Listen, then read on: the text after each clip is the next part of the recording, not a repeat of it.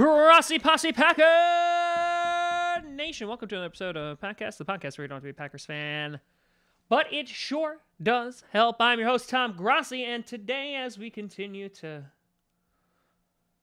really just bulldoze our way through this head coaching prospect minefield, we take a look at another highly requested college guy, Mr. Pat Fitzgerald. Now, if you've never heard of Pat Fitzgerald, that's okay, because before this episode, I didn't hear about Pat Fitzgerald because I really don't watch college football. But Pat Fitzgerald's name has been thrown around recently.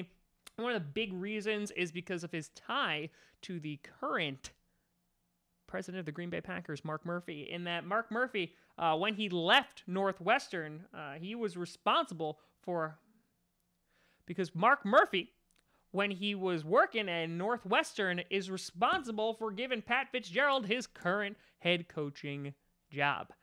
So, a couple familial ties there, but let's actually take a look at him and see why he may or may not be a good choice for the Green Bay Packers. So, kind of taking a look at his resume here, obviously, as the head coach at Northwestern, he has a pretty darn good record at 95-70, and he's currently paid $3.3 million per year.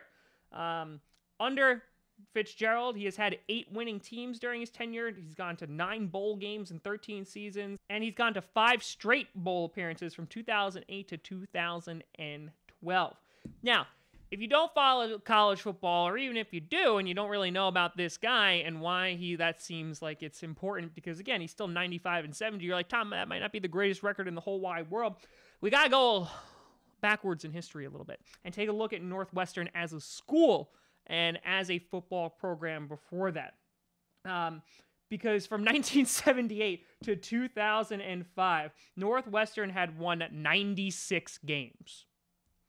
Total. 1978 to 2005. I wasn't even a thought. I was 12 years from being born in 1978. So, that was a long time. So, obviously, this school has gone through, I don't even want to use the word drought because I feel like that's not powerful or accurate enough. So, in that time of 27 years, they only won 96 games. So, in 12 years since he started, he has won almost the equivalent that they won in 27 years. So this is the kind of guy who has drastically turned around this football team or this football program. Now, that being said, that all sounds well and good. And we do need a coach who can turn it all around for the Green Bay Packers. And now listen, I know we just had one bad season, but those lingering problems that have kind of plagued us during Aaron Rodgers' entire career, you would want a guy like Pat Fitzgerald to come in and kind of shake things up and put them on the right path to success. Now, just like Lincoln Riley, there is going to be an adjustment period, and I think that's important to note because, again, how long is that adjustment going to take, and do we want to take a risk on that adjustment period wasting away Aaron Rodgers' career? I think that's an important note. But on top of that, this guy, bleeds Northwestern. I honestly don't think he is going to leave. It's almost similar to a Lincoln Riley situation that these guys get paid a lot of money. He's getting paid $3.3 million, a lot of money in his current position. He's loved there, even though a few years ago they were thinking about, changing the tides, but he turned the ship around again. So all of that put together, I don't think he's going to leave. He's come out and flat out said that the only NFL team he would coach for is the Bears, considering he's a Chicago guy. Gross. But that being said, a lot of people think that, the Packers job will be enough to, allure him away, and they have that tie with Mark Murphy. I don't think he'd be a bad choice, but similar to Lincoln Riley, if I had to choose between the two of them, I'd probably go with Lincoln Riley just because he has more success as a coach when it just comes to plain old numbers of just winning, the offense is setting records, what have you.